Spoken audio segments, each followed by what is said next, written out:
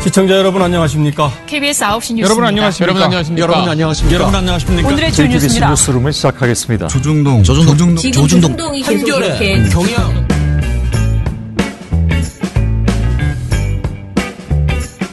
민원연의 미디어 탈곡기 400화를 시작하겠습니다. 왜 우후후. 안녕하세요. 저는 민원연에서 사무처장을 맡고 있는 김원경입니다. 네, 방송 모니터 담당 활동가 임동준입니다. 이정일입니다.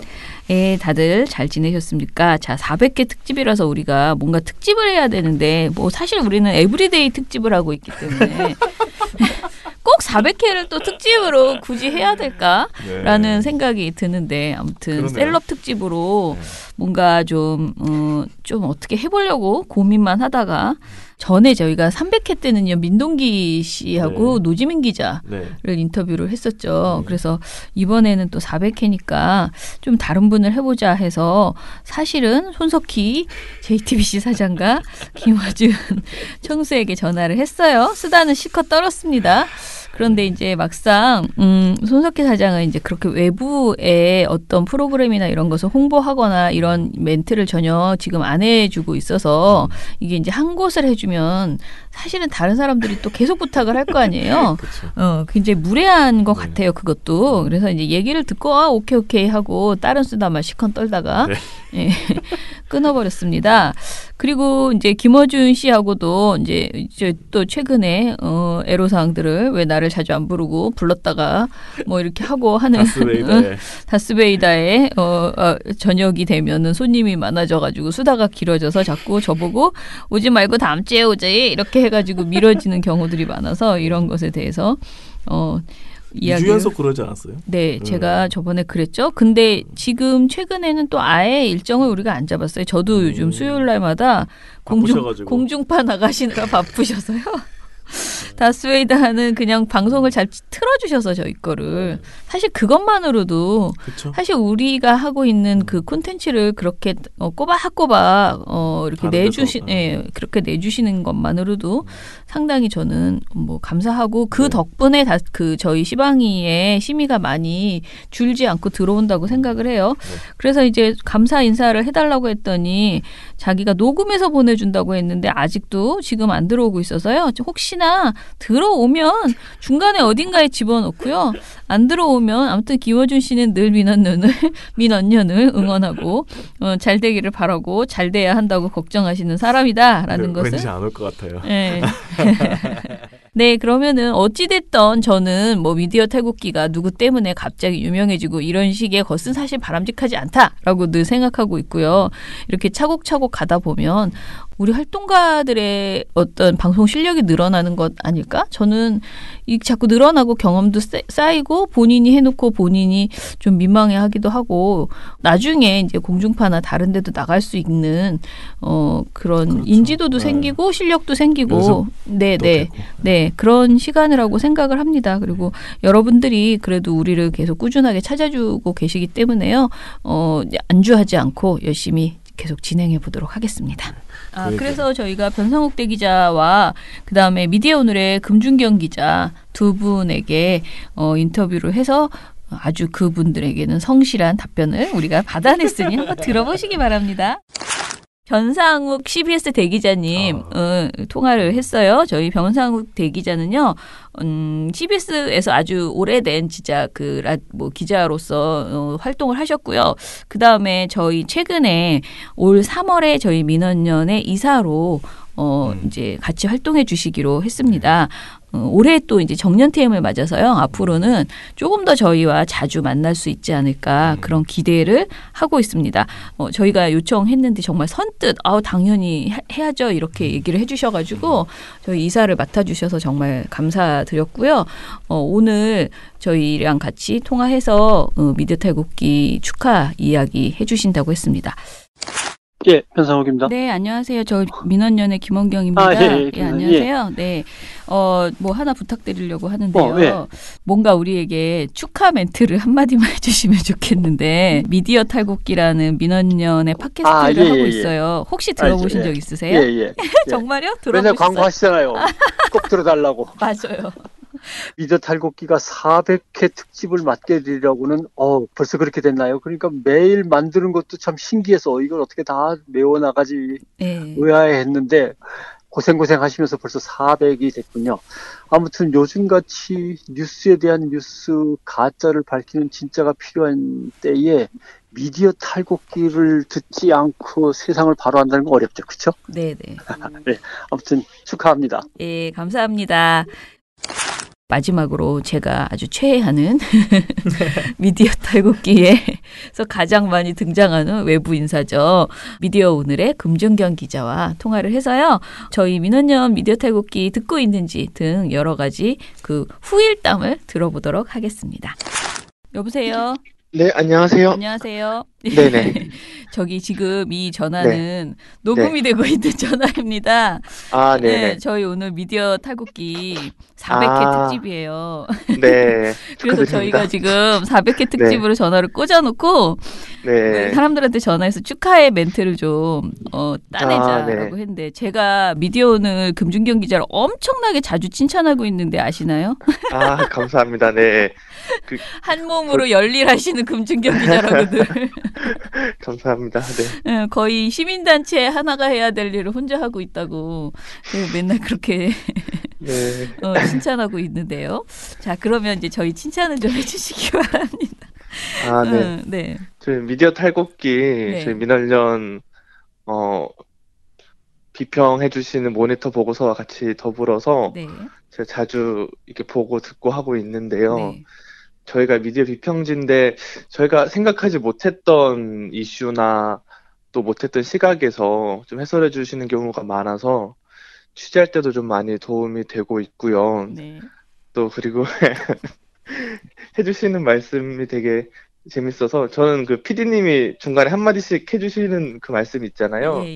정말 시청자 입장에서 한마디씩 해주시는 것 같아요. 그렇죠. 좀 많이 부각되지는 못하지만 그래서 PD님의 그 한마디 한마디가 되게 감초 같은 요소로서 좀 의미 있고 재밌었던 것 같고, 네, 처장님, 김세옥 선배 다들 이렇게 말씀을 또 워낙 잘해주셔서 엄청 많이 배우고 있습니다. 네, 400회 특집 그래서 축하드리고요. 앞으로도 이제 한국의 이 미디어를 감시하는 대표 팟캐스트 콘텐츠로서 좀 자리매김을 해주셨으면 좋을 것 같습니다. 감사합니다. 네, 감사합니다. 인터뷰 이렇게 당하시니까 이상하죠. 아, 네, 갑자기. 죄송하고 감사합니다. 네, 제가 또 전화 드릴게요. 네, 알겠습니다. 네. 부모가 되면 뒤를 보게 된다. 내 인생의 전부가 있으니까. 가족이 살아갈 사회가 언론으로 인해 더 편안하고 안전하게. 우리 가족 첫 번째 시민단체 민주언론시민연합. 자, 미디어 스크랩 들려드릴게요. 미디어 오늘 보도를 하나, 노지민 기자 보도네요. 방송통신위원회 EBS 사장 후보 국민검증 왜 안 하나라는 제목의 보도인데요. 이게 바로 저희가 방송독립시민행동에 같이 하고 있는데 방송독립시민행동에서 그 기자회견했던 내용입니다. 뭐냐면요. EBS도 지금 사장 후보자 공모가 진행되고 있습니다. 지난주 금요일 날 마감이 된 것 같아요. 지원하신 분들의 명단이 벌써 이제 완전히 다 떴더라고요. 그런데 여러분들은 사실 불러줘도 몰라요. 누가 누군지. 저도 몰라요. 아, 그래요? 일단 EBS에서 6분이 나오셨고요. 그다음에 KBS에서 장혜랑 지금 현 사장, 이 KBS 출신이잖아요. 그리고 정훈 씨라고 이분도 KBS에서 예전에 일하셨던 분, 이렇게 두 분이 KBS 출신이고요. 그리고 최진용 씨라고 MBC 출신 한 분, 양기엽 씨라는 분이 CBS 출신. 그리고 또 KNN에서도 한 분이 나오셨어요. 그래서 총 11명이 지금 지원을 하셨네요. 그렇게 확정이 됐고요. 11명 중에서 아무래도 KBS하고 EBS 출신들이 가장 유력하지 않을까? 지금으로서는. 왜냐하면 장혜랑 사장은 현 사장이고요. 또 전에도 이제 KBS 출신이 되셨기 때문에 뭐 그런 생각이 좀 들어요. 그리고 EBS에서 아무튼 굉장히 많이 나왔어요. 이렇게 좀 하시고 싶은 후보자들이 다 그냥 한 번씩 내보신 것 아닌가 싶은데요. 그런데 우리가 왜 기자회견을 했냐면요. 이제 금요일 날 오전에 기자회견을 했는데 방송통신위원회 앞에 가서 교육공사법에 따라서 EBS 사장은 방통위원장이 방통위원회 동의를 얻어서 임명하게 되어 있습니다. 2일 후보자 서류 접수를 마감을 했는데요. 후보자 정보를 홈페이지에 공개해서 시민 의견을 수렴하겠다라는 방침을 세웠습니다. 하지만 국민 의견 수렴 절차라고 만들어 놓은 것이 홈페이지에 후보자 정보를 일부 공개한 후에 까다로운 인증 절차를 거친 이들에 한해서 의견 제출 기회를 부여하는 그런 정도라는 것이죠. 사실 이 문제는 KBS 때도 마찬가지였고, 그러니까 KBS, MBC 이사를 선임할 때 이런 식으로 했잖아요. 이사 후보들을 올려놓고 우리한테 의견을 쓰라고 했는데 이런 식의 의견 수렴이 사실은 굉장히 이제 아주 적극적으로 하려고 하는 사람만 접근할 수 있는 수준의 그렇죠. 것이어서 이제 그게 아쉽다라는 것입니다. KBS 같은 경우에는 시민자문단을 지금 1차, 2차 두 번 다 했죠. 아시다시피 맞아요. 양승동 사장이 처음에 될 때도 이 시민자문단의 의견과 뭐 60대 40 정도 해서 이사회와 시민자문단의 의견이 이렇게 됐었고요. 이번 2차 다시 그 사장을 뽑을 때에도 이 방식을 그대로 사용을 했는데 공개적으로 토론도 하고 네네, 질의응답도 하고 그렇죠. 그런 걸 했는데 이번에도 이제 170여 명 시민자문단이 그들의 의견을 40% 반영해서 최종 후보자를 선정을 했거든요. 그리고 MBC는 이렇게 시민자문단은 구성하지 않았지만 국민 의견과 질의를 접수한 뒤에 공개 정책 설명회를 열었습니다. 그리고 YTN과 연합뉴스 역시 비슷한 방식을 거쳐서 사장을 선출을 했는데요. 이제는 그 선임에 있어서 사장 선임에 있어서 밀실 그냥 누가 미는 사람 이렇게는 되지 않는다. 이게 많은 사람들의 입김이 많은 사람들의 의견이 작용할 수밖에 없는 그야말로 이제 검증이 투명하고 엄격해져야 된다라는 시대적 요구를 반영해서 이렇게 돼야 이 사람이 힘을 갖고 또 일을 할 수가 있어요. 그렇죠. 그래서 그런 건데 이제 시민행동이 주장하는 바는 EBS는 사장 선임 때 KBS, MBC처럼 이사회 추천이나 선임 과정을 거치지 않았고 그렇다면은 사장 선임 제도 역시 방통위가 의지를 갖고 충분히 개선할 수 있는 것 아니냐라면서 다른 공영 언론사들에서 시행하고 있는 검증된 국민 참여 보장 제도를 EBS에만 도입하지 않고 있는 이유가 무엇인가? EBS 사장 자리만큼은 방통위가 자기 맘대로 하고 싶다는 건가? 한마디로 이거 우리 권한이니까 우리 맘대로 할래라고 생각하는 것이냐라고 묻지 않을 수 없다. 이런 이야기를 한 거죠. 특히 이제 EBS는 교육방송이다 보니까 특성상 청소년이나 학부모, 교육 전문가 등 EBS의 다양한 이용자들이 참여를 할 수 있는 방안이 모색되어야 되는데 이 부분도 사실 배제되어 있다. 라는 그런 목소리도 나왔습니다. 시민행동에서는 최소한의 공개정책 설명회는 물론이고 마음만 먹는다면 시민자문단도 얼마든지 운영할 수 있다. 이를 통해서 도덕성과 공적 책무를 충실히 이행하고 교육방송의 미래 발전 및 시청자 권익 증진 방안을 제시하는 후보자를 EBS의 새로운 리더로 선임해야 된다. 이렇게 주장을 했어요. 자, 근데 뭐 주장해도 별로 이렇게 썩 받아들여질 것 같지는 않습니다. 이게 제도가 갑자기, 그러니까 애초에 내놓기 전에 사실 이런 고민을 스스로 했어야 되는데 방송통신위원회에서 아니 근데 그 전에 KBS, MBC 뭐 다른 방송 다 이렇게 했는데 네. 굳이 EBS만 또 이렇게 되는 것도 뭐죠? 그러니까 KBS, MBC 같은 경우에는 이 방송통신위원회가 이렇게 한 게 아니고 자기들 스스로 사장을 일부러 그렇게 뽑은 거잖아요. KBS 이사회와 방문진에서 그런 제도를 도입한 거예요. 그러면 이제 방송통신위원회도 자신들이 정권을 가지고 선임할 수 있는 EBS 사장의 경우 자신들의 권한이라고 생각하지 말고 자신들이 결정할 수 있는 그것을 시민들에게 의견을 묻고 수렴할 수 있는 그 판을 벌려줬어야 되는데 예전이랑 똑같이 그냥 선임할 수 있는 누군가를 자기 스스로 그냥 나는 내 맘대로 뽑고 싶어. 거의 이런 개념으로 지금 해놓은 거 아니냐. 우린 그렇게 주장을 하는 거죠. 아니 KBS도요. 원래 그냥 이사회에서 뽑으면 돼요. 방문진 그 이사들의 가장 큰 할 일은 맨날 놀다가 사장만 잘 뽑으면 된다 이런 말 우리가 그렇게 말하거든. 그렇게 말할 정도로 그러니까 그 정말 방문진이 할 일이 없다는 게 아니고 제일 중요한 일이라는 거죠. 근데 자신들의 그 권한을 어떻게 행사할 것인가를 하는 과정에서 뭐 그런 정책 설명회도 만들고 이런 걸 노력을 했잖아요. 그렇게 해서 뽑혀야 그 사장이 실질적인 일을 할 수 있다라고 생각을 한 거죠. 그러면은 EBS도 사실 지금 굉장히 EBS가 복잡했잖아요. 장혜란 사장 퇴진 운동도 막 EBS 안에서 막 있었고 그러면 이런 갈등과 혼란을 수습할 수 있는 사장을 사실 뽑아야 된다면 조금 더 노력해서 이렇게 국민의 목소리를 듣고 내부 그다음에 뭐 교육 이 EBS를 소비하는 그야말로 쓰고 있는 보고 있는 많은 분들이 의견을 적극적으로 낼 수 있도록 장치를 마련할 필요가 있었는데 이 부분에 대해서 너무 소홀했던 것 아니냐라는. 그럼 어떻게 보면은 EBS 이사회 자체가 별로 의지가 없었다는 얘기도 되겠네요. 그렇죠. 그렇다고도 볼 수 있죠. 미디어스 기사입니다. 기사의 형태를 띈 광고가 범람하고 있죠. 그러니까 저희가 맨날 말하고 있는 기사형 광고죠. 광고성 기사라고 자꾸 여기 하는데 기사형 광고입니다. 네. 자, 그런데 이런 보도로 인해서 굉장히 큰 피해는 이제 사실은 다들 시청자 독자들이 이제 사기를 당하고 있는 것이죠. 그렇죠. 이 문제를 해결하기 위해서 사실은 과태료를 부과하자라는 법안들이 지금 발의되고 있는 상황이에요. 그러니까 기사와 광고를 명확하게 구분해서 편집하지 않을 경우에 과태료를 부과하자라는 그런 법안이 이제 논의되고 여기저기서 사실 이 내용은 이미 있었어요. 왜냐면은 지금도 경고 같은 걸 계속 주고 있는데 이게 경고가 백날 쌓여도 아무 소용이 없으니까 사실은 과태료가 없으면 안 된다라는 이야기들이 있었고요. 지난달에 김병욱 더불어민주당 의원이 기사와 광고를 명확하게 구분하여 편집하지 않는 자에게 2천만 원 이하의 과태료를 부과하는 신문 등의 진흥에 관한 일부 법률 개정안을 발의했거든요. 김 의원이 이제 말하기를 현행법에 따르면 언론사의 편집인과 기사 배열 책임자는 독자가 기사와 광고를 혼동하지 아니하도록 명확하게 재구분하여 편집하도록 하고 있다. 그런데 문제는 이에 대한 제재 규정이 전혀 없다. 라면서 그래서 제재 규정을 만들겠다라고 하면서 이제 발의를 했어요. 사실은 법을 만들 때 뭘 해야 된다라고 했으면 안 하는 놈은 어떻게 한다. 써 있는 건 사실 당연한 것일 수도 있죠. 네.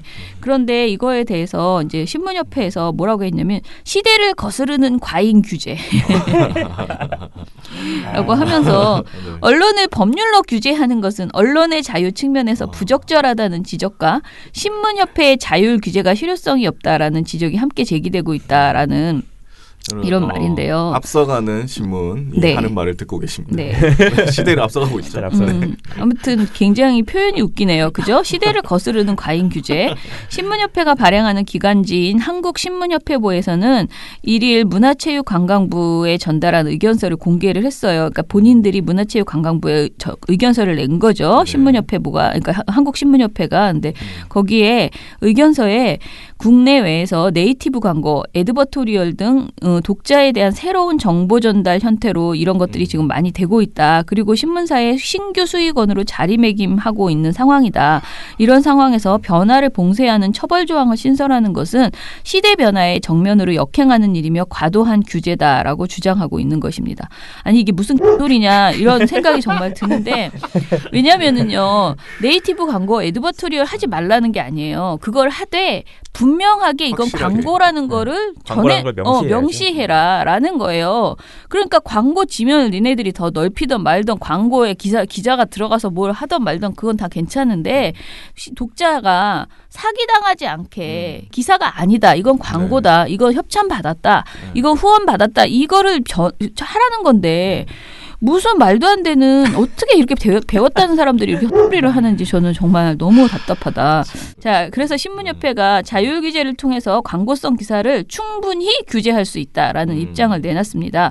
그렇다면은 정말 충분히 규제하고 있는가를 봤을 때 저도 늘 이걸 보거든요. 네. 한국신문윤리위원회. 그죠? 네네. 거기 들어가서 제가 한 2주일에 한 번씩 뜨거든요. 네. 그리고 심지어 거기에 우리 민원연에서 추천한 분이 한 분 있어요. 저희 전에 저기 부이사장님이 네. 거기 위원으로 들어가서 심의를 하고 있더라고요. 그런데 이게 이렇게 경고가 그냥 수두룩 빡빡이에요. 2주에. 근데 뜨면 뭐합니까? 그 다음번에 또 뜨고 또 뜨고. 또 네. 하고. 그러니까 이게 무슨 행정 낭비야. 뭐하러 그건 모아놓고 괜히 그 사람들한테 돈만 주고. 할 필요 없지. 네, 맞아요. 그리고 그거를 조금이라도 무서워하고 그다음에 내가 이거를 경고를 맞았으니 우리 이건 조심합시다. 이런 최소한 방송통신심의위원회는 좀 솜방망이긴 하지만 그래도 쫄아가지고 뭐 이렇게 뭐 나와서 말이라도 하잖아요. 근데 여기는 그런 게 없다는 거죠. 그러니까 지금 심각한 상황인데 뭐가 자기네들이 충분히 자율적으로 할 수 있다는 건지. 그러니까 좋게 말해서 자율적으로 하라고 했을 때 기회를 줬을 때 잘했어야죠. 예, 그래서 국민에게 신뢰를 받았어야죠. 지금 그거를 완전히 놓친 상황에서 이런 식으로 헛소리를 하는 것은 필요 없다. 지금 보니까 여기 미디어스 기사에서 조선, 동아, 한국경제, 매일경제, 서울경제는 매 심사마다 광고성 기사로 주의 처분을 받은 것으로 드러났다. 예, 이들 언론사가 올해 들어 광고성 기사로 주의 처분을 받는 횟수는 조선일보 17회, 동아일보 16회, 한국경제 21회, 매일경제 17회, 서울경제 22회다라고 되어 있어요. 근데 사실 이게 이렇게 주요 매체로만 보면 그렇지만요. 그러니까 지방지들이나 그 인터넷 매체, 네. 여기는 뭐 말도 못하게 더 많아요. 그러니까 근데 이런 것들이 막 그냥 나가고 있다는 거잖아요. 이 보면은 진짜 기가 찹니다. 이게 무슨 찌라시지 신문이야라는 생각. 그러니까 신문에 어떤 신문이 원래 우리가 해야 되는 그 내용들 있잖아요. 그거는 정말 그냥 대충 채워놓고 이 찌라시 받아가지고 지면이 확 늘어나는 지금 그런 수준의 신문을 만들고 있거든요. 제가 늘 말씀드리지만 신문 시장이 사양 산업이라는 것은 저희도 인정하고 그런데 신문의 의미, 신문이 필요하다는 것도 좀 한편으로는 되게 인정을 해요. 그래서 신문을 지원해주고 신문 시장이 어떻게 하면 살아날 수 있을지 고민하고 왜냐하면 신문이 어찌됐든 여론 형성 과정에서 분명히 필요하고요. 정론지의 역할은 또 필요하거든요. 그렇다면은 이런 사기는요. 결국은 해봤자 몇 년 재미 보고 다시 망하는 거예요. 제가 볼 때는 기사형 광고 계속 쓰잖아요. 그럼 만약에 그 제품에 뭔가 문제가 있다. 그래서 소비자가 피해를 보잖아요. 그 신문 보겠습니까? 실제로 외국은요. 광고로 인한 피해를요. 다 신문이 책임을 져요. 그래서 광고를 함부로 안 받아요. 그러니까 특히 정말 옛날에는 웃기는 광고 많았는데 지금도 무슨 이상한 성기능 어쩌고 이러면서 뭐 이거 하면 뭐 어쩌고 대박 막 이런 이상한 광고가 되게 많았거든요. 뭐 만병통치약 이런 것도 있었고. 예. 그러면은 그 광고를 보고 그냥 사람들이 사실 이거 광고라고 분명히 써 있음에도 불구하고 사야지 하고 샀다가 잘못되잖아요.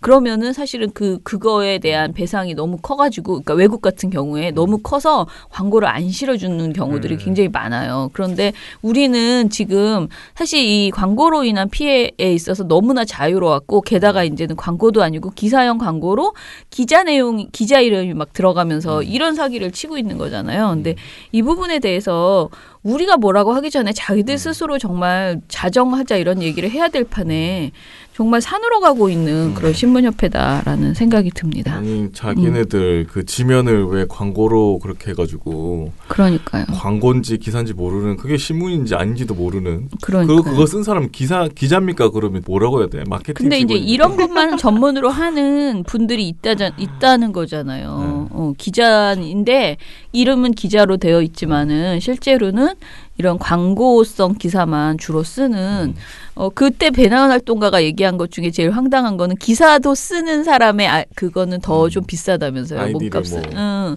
기사도 좀 쓰고 이것도 좀 쓰고 그러면 좀 더 공신력 있는 사람으로 이제 보이니까 하여튼 황당한 일이 있습니다. 스스로를 갉아먹는 짓이라고. 그러니까 말입니다.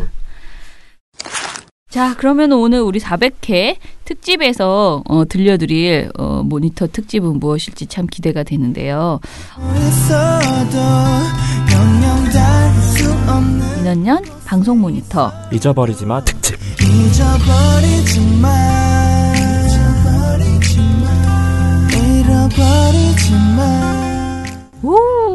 잊어버리지 마. 네.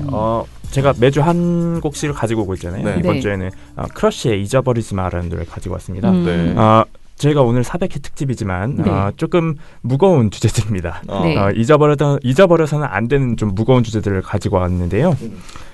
그래서 첫 번째 잊어버리면 안 되는 무거운 주제 어떤 거냐면 장자연 리스트 관련 내용입니다. 네네. 기본적으로 장자연 씨의 사망사고, 장자연 씨가 돌아가셨던 당시의 상황들을 많이들 기억을 하실 거예요. 2009년이었죠. 2009년에 장자연 씨가 문건을 하나 남기고 그 문건에 나오는 인물들이 굉장히 많죠. 네. 그리고 굉장히 구체적입니다. 조선일보 방사장 뭐 이런 것처럼 네. 굉장히 구체적으로 연예계, 뭐 기업계, 언론계, 거물급 인사들이 한 30명 넘게 거론이 됐어요. 그래서 당시에도 굉장히 논란이 됐었고 그리고 검찰 수사에 또 굉장히 이목이 집중이 됐었는데 검찰 수사 결과 많이들 기억하실지 모르겠습니다. 네. 그래서 언급을 해드리면 이렇게 30명 넘게 지목됐지만 검찰이 기소를 한 사람 단 2명입니다. 장 씨의 전 소속사 대표 그리고 전 매니저만 기소를 했어요. 나머지는 다 무혐의 처분을 받았어요. 정말 말도 안 되는 수사가 이루어진 거죠. 진짜 말도 안 됩니다. 그럼에도 불구하고 이 사건이 사실상 실체를 밝히지 못했는데 이렇게 거의 묻혔어요. 이렇게 묻혀가다가 지난해 12월에 검찰이 과거사조사위원회를 구성을 하겠다라고 했어요. 네. 그때 당시에 JTBC가 이 장자연 리스트를 수사를 해야 된다라는 보도를 내기도 했었죠. 검찰 과거사조사위원회가 장자연 리스트를 4월에 조사 대상으로 사전조사 대상으로 선정을 했습니다. 그리고 5월에는 이 사전조사 대상으로 선정을 한 다음에 쭉 내용을 보다가 검찰에게 이 부분은 재수사를 해야 돼 라고 권고를 했어요. 그러고 나서 7월에는 장자연 리스트를 본조사 대상으로 본격적으로 선정을 하고 조사를 진행을 했어요. 네. 그렇게 쭉 진행이 되어오던 와중에 여러 가지 내용들이 나오다가 MBC가 지난 11일에 10월 11일에 단독 보도를 하나 내놨습니다. 장자연 씨가 숨지기 바로 전해인 2008년 삼성 이건희 회장의 사위였던 이무재 당시 삼성전기 고문과 고 장자연 씨가 35차례 통화했던 사실이 새롭게 밝혀졌습니다. 이무재 전 고문은 이건희 회장의 장녀인 이부진 호텔신라 사장과 현재 이혼 소송을 진행하고 있습니다. 고 장자연 씨 사건을 재조사 중인 대검찰청 진상조사단은 당시 담당 검사를 조사하는 과정에서 통화 내역을 제출받았고 임 전 고문의 이름을 발견했습니다. 고 장자연 씨 휴대폰에 이무재라는 이름의 통화 내역이 존재했고 휴대폰 명의자를 조사한 결과 당시 임 전 고문의 부인이었던 이부진 사장 명의의 휴대전화였던 사실도 확인됐습니다. 이렇게 35차례의 통화 내역이 존재했는데도 당시 경찰과 검찰은 임 전 고문을 단 한 차례도 불러 조사하지 않았습니다. 그리고 MBC가 11일에 보도를 했는데 12일에 법제사법위원회에 국정감사가 있었습니다. 법무부를 대상으로 한 국정감사였는데 이춘석 더불어민주당 의원이 이걸 언급을 해요. 국정감사에서. 뭐라고 언급을 하냐면 검찰이 이무재 전 고문을 한 번도 소환조사하지 않았다는데 이게 고의적인 은폐였지 않느냐 하는 의혹들이 제기되고 있습니다. 박상기 법무부 장관은 사실관계를 확인하고 필요하다면 이무재 전 고문도 조사하겠다고 밝혔습니다. 고의적으로 소환을 하지 않았거나 이런 데에 대해서는 상응하는 조치를 취하도록 하겠습니다. 필요하다면은 부를 수도 있지 않는가 그렇게 생각을 합니다. 그래서 저희가 이 보도를 했느냐 안 했느냐를 또 한번 체크를 해봤습니다. 이거를 이제 그렇죠. 다른 방송국에서 했느냐? 네. 그래서 결과를 먼저 말씀드리면 4개 방송사가 미보도를 했습니다. 미보도? 네. TV조선, 채널A, MBN 4개? 네. 이거 굉장히 어렵습니다. 제가 봤을 때 이거 맞출 수 없어요. 이거 어렵습니다. MBC는 했을 거고. 그렇죠. 잠깐 JTBC하고 네, KBS하고 SBS가 남았는데 이런 거는 JTBC는 안 하면 좀 애매하니까 할 것 같고 KBS도 할 것 같고 SBS 할 것 같은데 뭐지? 네. 잠깐만. 결과적으로 땡이고요. 정답을 말씀드리면 미보도 방송사는 KBS, SBS, TV조선, MBN입니다. 헐. 이 보도를 MBC는 당연히 본인들 단독을 했고 그리고 후속 보도를 내놨고요. JTBC와 채널A가 당일 국정감사에서 나왔던 내용들 그리고 MBC가 단독 보도했던 내용들을 보도를 했어요. 채널A가 또 했어요? 채널A 같은 경우는 국정감사에서 나왔던 발언들을 중점으로 보도를 했습니다. 좀 의외죠. 네. 어쨌거나 채널A 보도를 한 건 잘한 거니까요. 네. 이 부분은 칭찬해줄 만하죠. 그리고 11일 MBC의 단독 보도에 이어서 28일에는 어떤 내용이 또 밝혀졌냐면 검찰 과거사 진상조사단이 장자연 리스트를 조사를 하다가 중간 조사 결과를 발표했어요. 이거 굉장히 큰 이슈죠. 그리고 중간 조사 결과가 굉장히 중요한 내용이었습니다. 어떤 내용이었냐면 결과적으로는 이 수사기관의 수사가 굉장히 부실했다라는 지적이었어요. 그래서 구체적으로 좀 설명을 드리면 조사단이 이렇게 밝혔는데 경찰이 장 씨의 주거지 및 차량 압수수색을 하는데 걸린 시간은 57분에 불과했다. 압수물은 컴퓨터 본체 1대, 휴대전화 3대, 메모리칩 3점, 다이어리 1권, 메모장 1권, 스케치북 1권이 전부였다. 그리고 더 웃긴 거는 압수수색 당시에 장 씨가 사용했던 침실 위주로 압수수색이 이루어졌고 침실과 별도로 있었던 장 씨의 옷방은 수색하지 않았고 장 씨가 들고 다니던 가방도 열어보지 않았다고 해요. 이게 진짜 웃긴 게 이게 정말 경찰이 대충 수사를 한 게 밝혀진 게 뭐냐면 장자연 씨가 평소에 뭔가 메모를 하거나 글을 쓰거나 이런 걸 굉장히 좋아하셨다고 해요. 그래서 이곳저곳에다가 다 메모를 하고 기록을 남겨두셨대요. 그러니까 피해자의 이런 특징만 알았어도 경찰이 당연히 다 뒤졌어야죠. 가방 정도는 열어보는 것뿐만 아니라 온 집안을 샅샅이 뒤져서 메모가 있는지 없는지를 따져봤어야 되는 거예요. 찾아봤어야 되는 거예요. 네. 근데 이걸 안 한 겁니다. 완전 정말 말 그대로 부실 수사를 한 거죠. 근데 문제는 경찰만이 아니에요. 검찰 수사에서도 부실 수사가 있었습니다. 어떤 내용이 있었냐면 장 씨의 휴대전화 3대에 대한 통화 내역과 디지털 포렌식 결과물, 장자연이 사용하던 컴퓨터 등 핵심 자료를 수사한 것으로 돼 있지만 각각의 내용과 원본 파일이 수사 기록에 첨부되어 있지 않았다. 그러니까 경찰이 수사를 해서 기록을 검찰에 인계를 하잖아요. 네. 그러면 검찰 입장에서 뭘 해야 되냐면 경찰이 제대로 수사를 해서 자료를 다 넘겼나라는 체크를 해야 되잖아요. 그죠. 근데 이 기록이 없는 거예요. 자료가 안 남아있는 거예요. 근데 자료가 안 남아있다는 건 뭐냐면 경찰에서 넘기지 않았거나 혹은 검찰에서 없앴거나 그런 경우잖아요. 근데 경찰에서 넘기지 않았으면 검찰이 당연히 달라고 했어야죠. 근데 이 기록이 안 남아있다는 건 어쨌거나 총체적 난국. 그죠. 총체적 난국인 상황이에요. 진짜 열이 받는 거죠. 얼마나 수사를 대충 했으면 자료 하나가 없겠어요. 그러니까 이런 결과를 발표를 한 거예요. 굉장히 충격적이잖아요.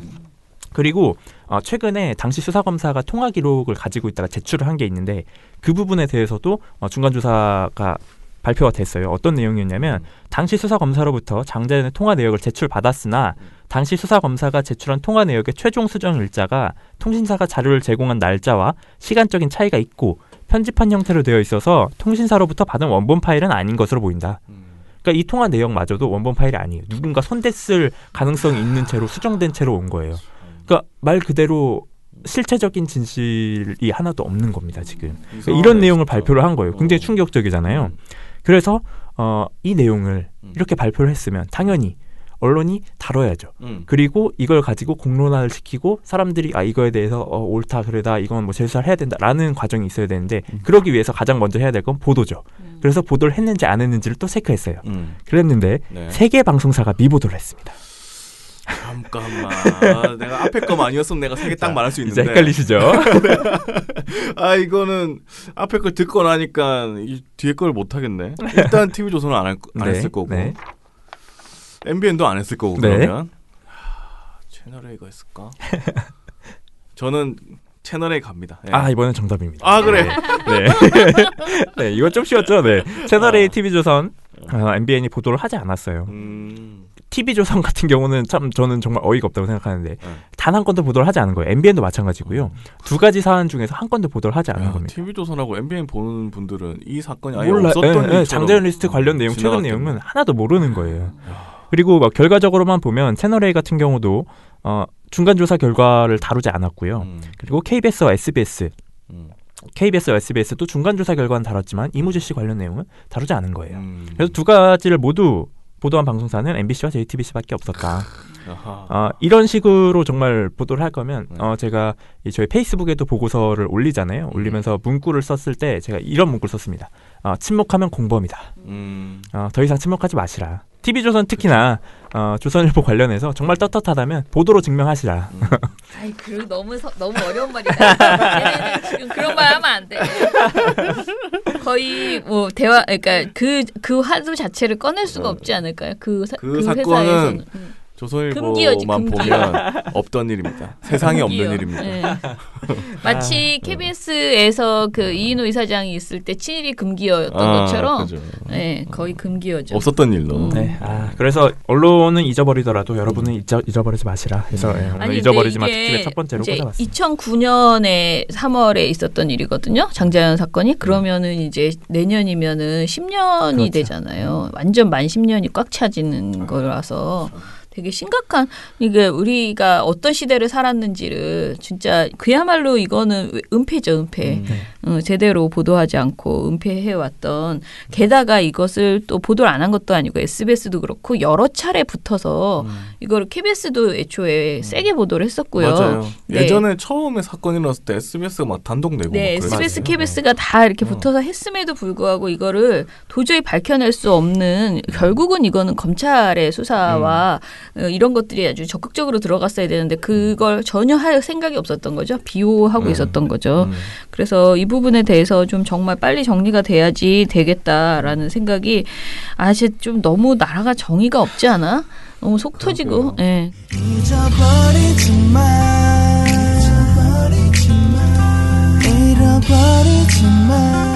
그런데 또 우리가 정의하면 이 대법원 판결에 대한 지금 보도가 진짜 정말 기가 차다라는 생각이 드는데 이제 두 번째 주제가 일제 강제징용 피해자 관련 그 보도를 우리가 지금 어떻게 했는지인데요.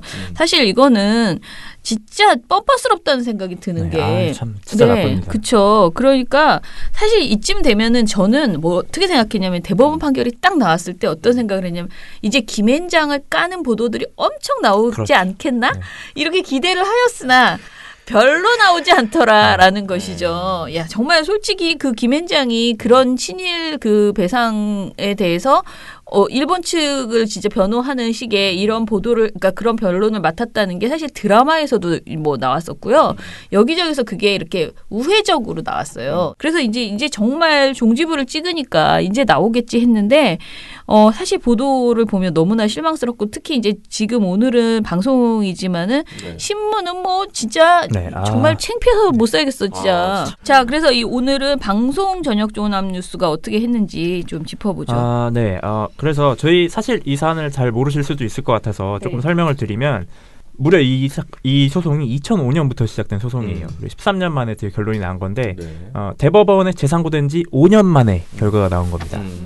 그래서 이 4명의 피해자분들이 계세요. 여운택 씨 등 4명인데 4분 중에 3분이 돌아가셨어요.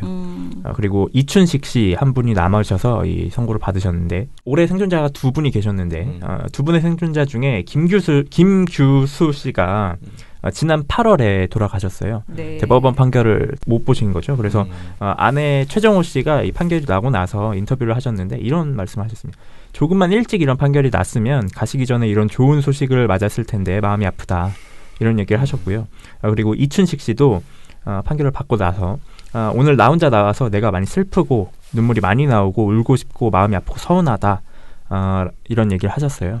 근데 이 판결 도대체 왜 이렇게 5년 동안 대법원에 계류됐는지 좀 설명을 드리겠습니다.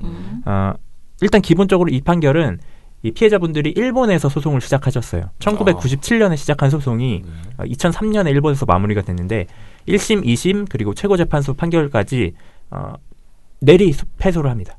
일본 법원은 아예 이 손해배상에 청구할 이유가 없다. 이 손해배상 해줄 이유가 없다라는 결론을 내었어요.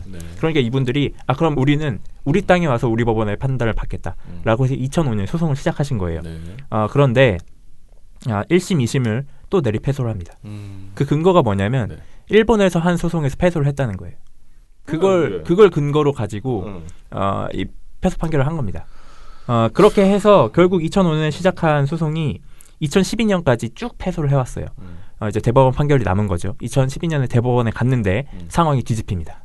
2012년 대법원이 굉장히 멋있는 판결을 내놨어요. 저는 이거 보다 멋있었는데 뭐라고 했냐면 일본 법원의 판결 이유는 일제강점기 강제동원 자체를 불법이라고 보고 있는 대한민국 헌법의 핵심적 가치와 정면으로 충돌하는 것이다. 완전히 뒤집은 거예요. 1, 2심 판결이 일본 법원 판결을 잡았는데 이건 우리나라 헌법에 위반되는 거야. 니네 판결 다시 해라고 해서 파기환송시킵니다. 2012년에 대법원이 굉장히 큰 결정을 한 거죠. 그래서 무려 7년 만에 다시 돌아간 거예요. 그래서 2013년에 이 재판을 누가 맡냐면 서울고등법원이 맡았는데 서울고등법원이 또다시 놀랄만한 결과를 냈어요. 뭐라고 판결을 했냐면 일본의 핵심 군수업체였던 구일본제철은 일본 정부와 함께 침략 전쟁을 위해 인력을 동원하는 등 반인도적인 불법 행위를 저질렀다. 그러니까 니네 피해자들한테 각각 1억씩 배상해 라고 한 거예요. 그래서 무려 8년 만에 처음으로 피해자분들이 승소를 받아냈어요. 그리고 아까 동준 씨가 놀랄만한 판결이라고 했는데 그렇죠. 이제서야 좀 상식적인 판결이 그렇죠. 당연한 판결이 나온 거예요. 참.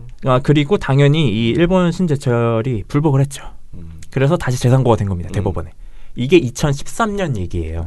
근데 2013년 누가 대통령이었죠? 박근혜가 대통령이었죠. 박근혜 전 대통령. 박근혜 전 대통령이 이 사안을 보고를 받습니다. 근데 보고를 받고 한 말이 참 가관이에요. 동아일보 단독 보도입니다. 보도 제목이 징용소송 진행 보고받은 박근혜 큰일 나겠다 잘 대처하라 지시. 그래서 내용을 좀 더 설명을 드리면 이 내용을 보고받은 박근혜 대통령이 김기춘 비서실장에게 이렇게 말했다고 해요. 큰일 나겠다. 합리적으로 잘 대처하라. 이렇게 지시를 한 거예요. 도대체 합리적으로 어떻게 잘 대처해야 되는지 이미 판결이 나왔는데 그대로 판결이 나왔는데 그대로 진행이 되면 되는 거 아닌가? 그 얘기도 생각도 들고 판결을 도대체 어떻게 본인이 주무르겠다는 것인가? 3건이 분립돼 있는데 무슨 이것도 들죠. 근데 더 웃긴 건 김기춘 전 비서실장이 이 얘기를 듣고 나서 회동을 가지는데 누구를 부르느냐? 윤병세 전 외교부 장관과 그리고 법원행정처에 당시 차한성 전 법원행정처장을 부릅니다. 그래서 셋이서 회동을 가져요. 막 얘기를 한 겁니다. 그리고 향후에 황교안 전 총리도 이 회동에 참여를 했다는 얘기가 있어요. 그래서 무슨 얘기를 했냐면 윤병세 장관이 그 당시 회동에서 판결 확정에 따른 문제점, 외교적 파장, 향후 대책 등을 언급했다고 해요. 웃긴 거죠. 아니 그걸 막 법원행정처장이랑 얘기를 한 거예요. 네. 본인들이 실제 막 이 판결에 대해서 어떻게 할 것인가를 막 고민을 했겠죠. 그리고 그 과정에 있다가 시간이 쭉 또 흐른 거예요. 그렇게 연기가 된 거예요. 연기가 되다가 이 얘기가 또 어디서 나오냐면 양승태 대법원의 사법농단 관련 문건에서 또 나옵니다.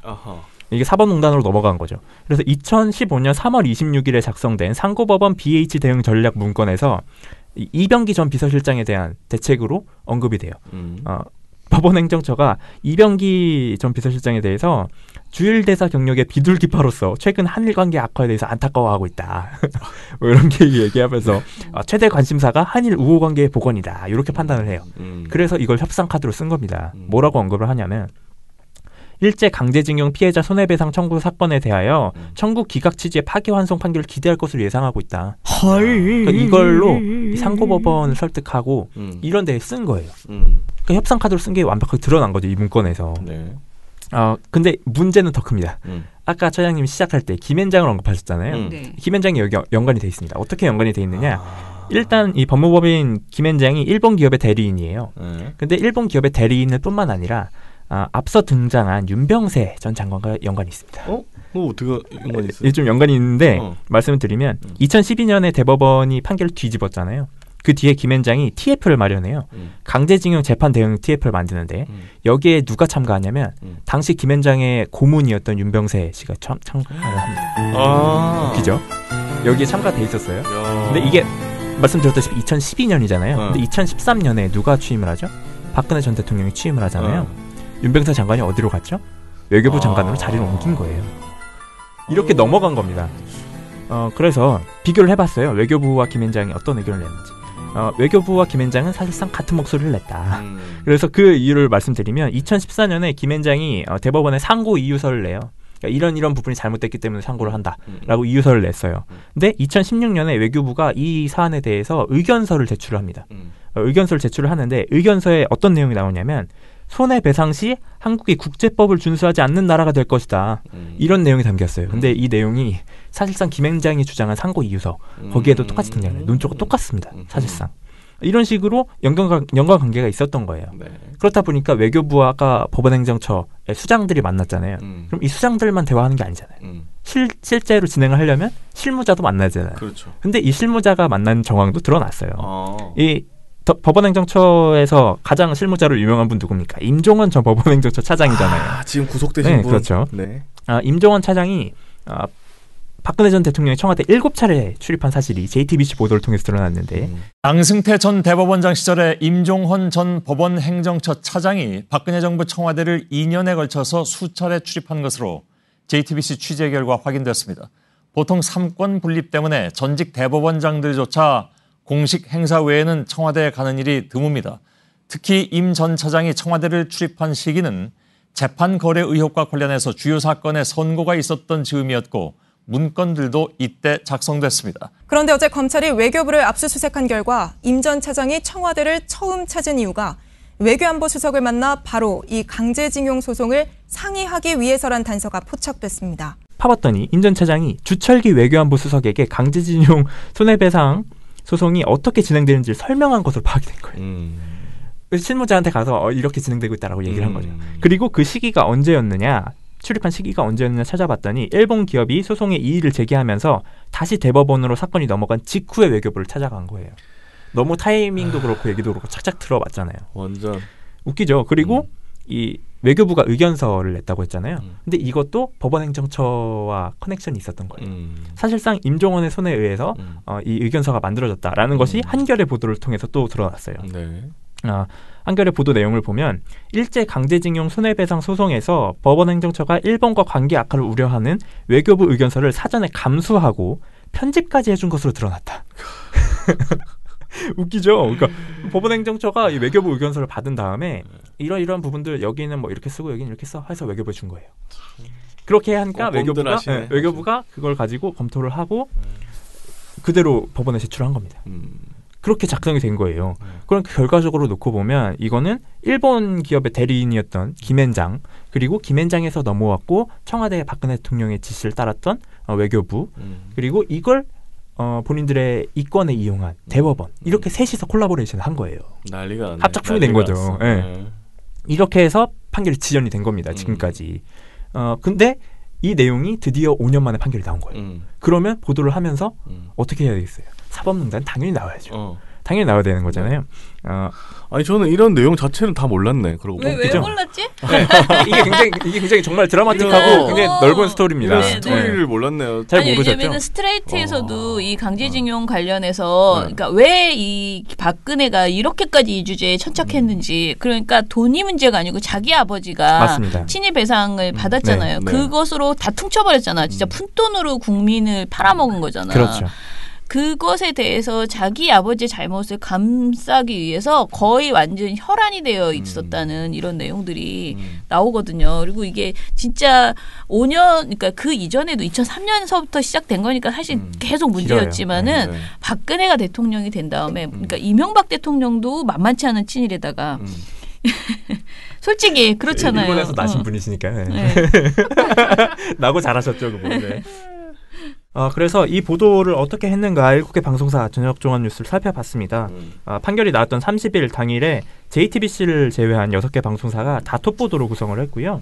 그리고 31일에 TV조선, MBN을 제외한 5개 방송사가 추가 보도를 이어갔어요. 네. 그래서 전체 보도량을 보면 KBS가 1위입니다. 11건이었고요. KBS는 뭐 중간에 단독 보도도 내고 막 이랬어요. 단독 보도 내용이 뭐였냐면 그 강제징용 피해자들의 유해가 어떻게 되는가에 대한 과정이었는데 뭐 그것도 국내에 들어오지 못하고 일본에 간다든지 막 이런 내용이었어요. 그래서 KBS 보도가 가장 많았고 그 다음으로 SBS, JTBC가 9건이었고요. 채널A가 8건, MBC가 6건, TV조선이 5건, MBN이 4건 순이었습니다.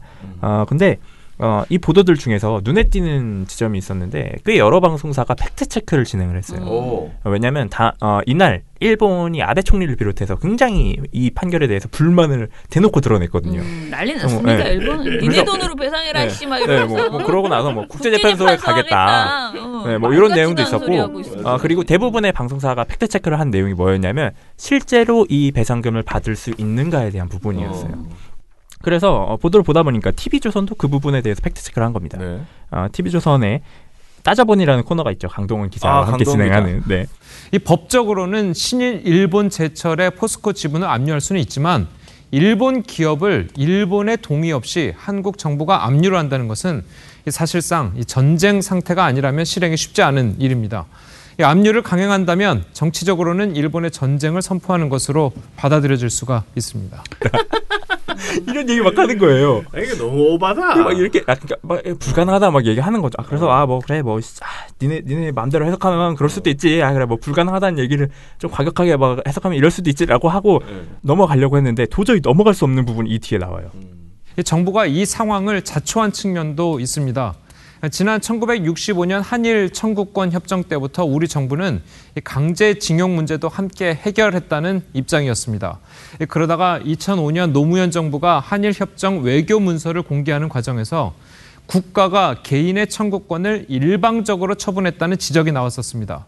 그래서 국무총리실 산하위원회까지 설치했는데 같은 해 나온 결론은 강제징용 배상은 해결이 끝난 문제라는 것이었습니다. 하지만 개인의 청구권을 국가가 처분했으니까 이 국가가 강제징용 피해자들에게 추가로 보상을 해줬었죠. 박정희 대통령이 이렇게 다 정리를 해놨는데 노무현 정부에 들어와서 이걸 다시 재조사하겠다니. 결과는 똑같고 근데 배상을 했어? 그러니까 이거 정부가 자초한 거지 라고 노무현 정부한테 책임을 다 더 씌운 거예요. 결론이 이렇게 나오는 거예요. 그러니까 TV조선은 결과적으로 보면 노무현 정부가 자국민의 피해를 배상해 준 게 문제라고 한 거예요. 얘네 결론이 이거예요. 굉장히 황당한 팩트체크죠. 배상금을 받을 수 있느냐 없느냐에서 시작했는데 결론은 노무현 정부 탓으로 끝난 거예요. 이러고 나서 제가 채널A의 팩트체크를 봤는데 채널A는 팩트체크를 약간 다른 걸 했습니다.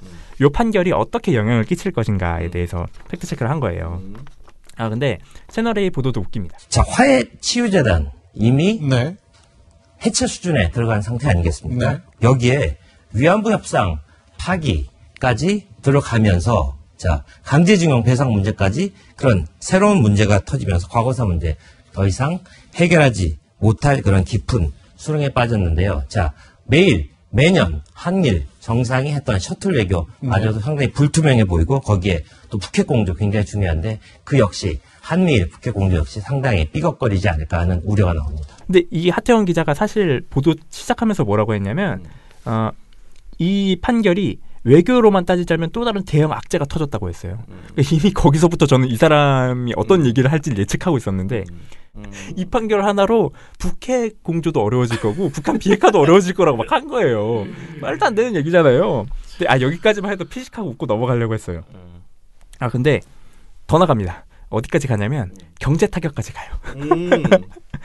그 근거가 뭐냐면 김승연 앵커가 오히려 막 먼저 걱정을 해서 물어봐요. 근데 안보뿐만이 아니고 이제 사드 문제 때문에 우리가 중국과 불편했을 때 거기는 보복을 했잖아요. 네. 일본이 그럴 가능성 그건 어떻습니까? 네, 한국 때문에 정말 피곤하다 이렇게 얘기가 자꾸 나오는데 자 이번 문제로 혐한 감정 고조될 가능성 높아 보이는 것 역시 사실입니다. 자 IMF 때 기억하실 텐데 일본이 우리한테 잘 협조적이지 않고 돈 안 빌려주려고 하지 않았습니까? 네. 그리고 이명박 전 대통령이 독도 방문한 다음에 통화수합 서로 돈이 있으면 빌려주는 그런 통화수합 연장 역시 하지 않았던 그런 전례가 있습니다. 가뜩이나 어려운 한국 경제에 또 다른 주름이 생기지 않을까 하는 우려가 나오는데 이 역시 문재인 정부가 관리해야 될 리스크라고 보여집니다. 이렇게 하고 보도가 끝나요. 채널A가 따지는 팩트체크가 이겁니다. 이 두 방사가 이렇게 팩트체크를 한 거예요. 팩트가 뭐가 있는지 모르겠는데. 웃기지 않나요? 본인들의 의견을 막 주장한 거예요. 그래서 제가 이 보도를 보고 나서 다른 보도를 하나 봤는데 그게 뭐냐면 JTBC에서 손석희 앵커가 논평을 했어요. 앵커 브리핑을 했는데 징용 피해자들은 강제 노역을 했으며 과정은 혹독했다. 진심으로 사과한다. 지난 2015년 일본 기업 미쓰비시 머티리얼은 머리를 깊이 숙였습니다. 강제징용 피해자들에 대한 첫 공식 사과. 그러나 그것은 단지 900여 명의 미국인 피해자들을 향한 사과였습니다. 얼마 지나지 않아 그들은 또 다른 피해국에도 사과했습니다. 인권을 침해하고 노동을 강요한 책임을 무겁게 받아들인다. 일본 기업의 보상액으로는 전후 최대 규모, 그들은 피해자 3,700여 명에게 사죄금을 지급하면서 통절한 반성을 언급했습니다. 그러나 그것 또한 중국인 피해자들을 향한 사과일 뿐이었습니다. 전쟁 당시 가미카제 특공대를 태운 전투기 제로센을 비롯해서 각종 군함과 어뢰 등 폭발물을 대거 납품했던 기업. 그곳에 강제 동원된 조선인 징용 피해자는 약 10만여 명. 황국 신민의 영예로운 산업전사라는 호칭이 붙었지만 그들은 강제로 끌려간 조선의 노동자였습니다. 반도인들이 도망가지 못하도록 철조망을 신축하라. 즉 조선인이 도망가지 못하도록 2m 넘는 철조망을 설치했다는 일본 전범 기업들의 자료는 그들이 강제로 끌려간 것임을 선명하게 말해주고 있지만 그 기업들은 우리에게 한 번도 사과하지 않았습니다. 13년하고도 8개월을 끌어온 강제징용 재판의 결과는 당연하게도 명료했습니다. 결론이 늦어진 이유는 따로 있었습니다. 큰일 나겠다. 합리적으로 잘 대처하라. 피해자들보다 한일 관계를 먼저 걱정했다는 탄핵된 전직 대통령과 정부와 거래하기 위해서 재판을 고의적으로 미뤘다는 의혹을 받는 우리의 대법원. 아흔을 훌쩍 넘겨 홀로 남은 피해자의 슬픔은 누구도 아닌 자신의 조국을 향하고 있습니다. 전쟁 포로들과 그 가족들에게 진심으로 사과한다. 중국과 미국에는 고개 숙여 사과했지만 우리에겐 사과하지 않은 일본의 전범 기업들. 그들을 당당하게 만들어준 것은 누구도 아닌 피해자들의 조국이었고 당시의 위정자들 역시 아직 사과하지 않았습니다. 오늘의 앵커 브리핑이었습니다. 이게 일본 기업의 문제이기도 하지만 일본 기업이 이렇게까지 당당할 수 있도록 지금까지 내버려둔 사람들, 그 사람들에게도 책임이 있다라고 지적을 한 거예요. 그렇죠. 근데 그 당당하도록 내버려두고 있는 게 앞서 봤던 언론 보도잖아요. TV조선 채널A 보도 보면 일본이 잘못한 게 아니래잖아요. TV조선 노무현 정부 탓이라고 하고 있고 채널A는 이게 일본과의 외교관계에 악영향을 끼칠 거라잖아요. 이렇게 보도를 하고 있는 거예요. 아직도. 예, 오늘 방송 내용이 사실 이게 우리가 이렇게 간단하게 언급하기에는 너무 복잡하고 굉장히 엄중한 내용이어가지고요. 저희 스피커로 하는 것보다 더 정말 많은 곳에서 이 내용을 좀 전해주셨으면 좋겠다. 일단은 첫 번째로는 이 사건 자체의 진실을 좀 알려야지 되고요. 그 다음에 두 번째는 우리 지금 언론이 이 보도를 어떻게 엉망으로 훼손시키고 있는지도 얘기해야 되고요. 그렇다면은 이제 과거의 문제들보다도 그럼 외국에서는 어떻게 했는가? 독일은 도대체 똑같은 전범의 그 역사를 가지고 있는 독일은 해당 국가들에게 어떻게 배상을 했던가에 대한 정확한 데이터들이 있어요. 사실은 이런 거를 잘 취재해서 보도했어야 되는 거죠. 지금 언론이 이게 독일뿐만 아니고 사실 이런 일들이 강제징용 이런 것들이 되게 많이 있는데 특히 이제 독일이 굉장히 대표적이잖아요. 일본하고 그렇죠. 독일이. 네. 그러니까 독일 사례 그리고 이 더 웃긴 거는 일본이 아까 말한 미국에 대해서 어떻게 했는지 그다음에 심지어는 중국하고도 달라요. 그러니까 중국은 침략을 했기 때문에 제대로 배상을 했는데 한국은 식민지이기 때문에 배상을 안 한다. 이런 식의 엉뚱한 논리가 있거든요. 네. 그래서 지금 이런 상황들을 그러니까 우리 사실은 국민이 제일 무서운 거거든요. 한국 국민이 무서워야 돼요. 일본이. 그러려면 한국 국민이 분노하게 그렇다고 우리가 뭐 선전선동을 하라는 게 아니고 언론이 지금 한국 국민이 제대로 알고 있는가 잘 모르는구나. 그럼 정리해서 알려줘야겠다. 이런 태도를 보여야 되는데 지금 우리 언론의 지금 보도를 봐서는 거의 우민화하고 있는 우리를 지금 분노하지 말라고 이렇게 억누르고 있는 거의 은폐하는 수준의 그런 보도가 지금 나오고 있는 거예요. 그러니까 지금 그나마 KBS, MBC가 정상 안에서 조금이라도 관련 내용들을 전하고 있긴 하지만 이것도 저는 굉장히 부족하다라는 생각이 들어서 정말 적극적으로 이 주제에 대해서 제대로 알려나가는 방송을 만들어야 된다라고 지금 요구를 하고 있어요. 물론 우리가 알아야 될 다양한 문제들이 있지만은 진짜 이건 안 돼라고 정말 공분할 수 있는 내용이잖아요. 그래서 좀 이거에 대해서 좀 집중할 수 있도록 우리도 얘기를 좀 더 해보려고 하고요. 미련곰탱님.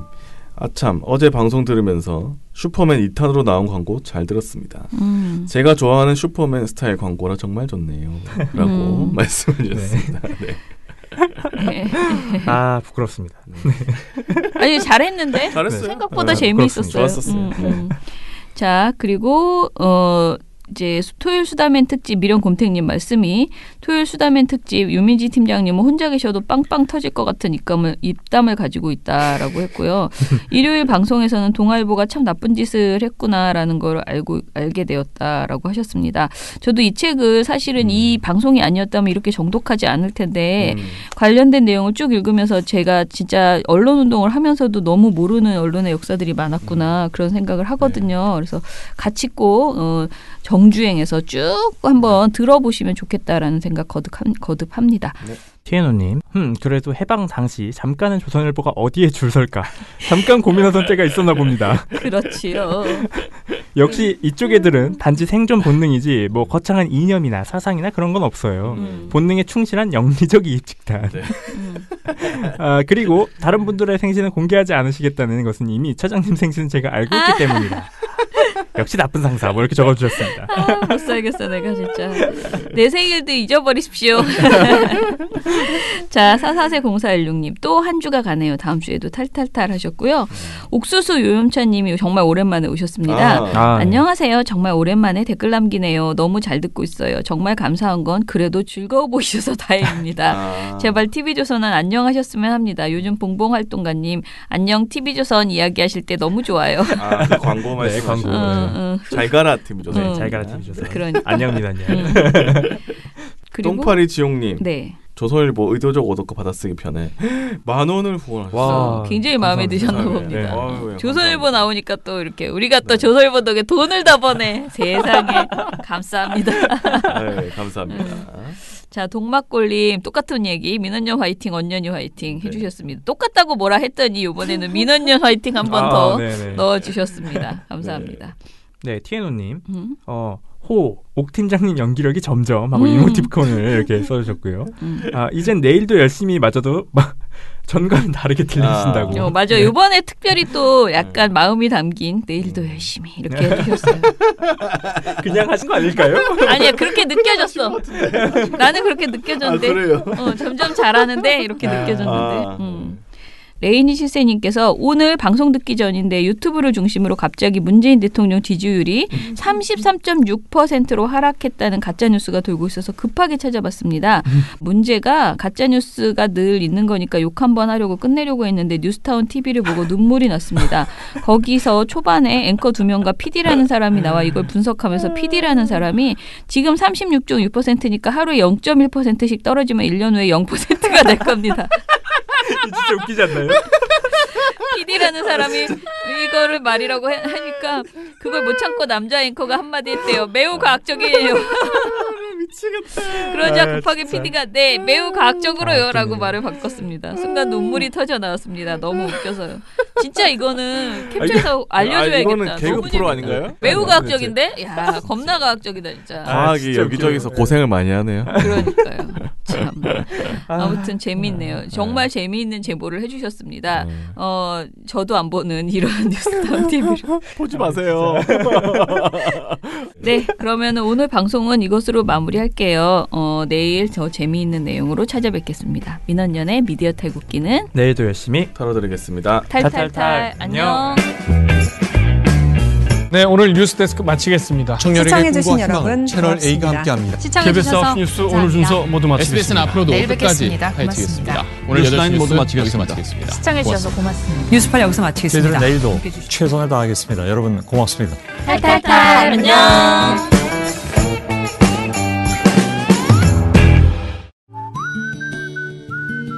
후원 한번 한다고 언론이 갑자기 바뀌기야 하겠어요?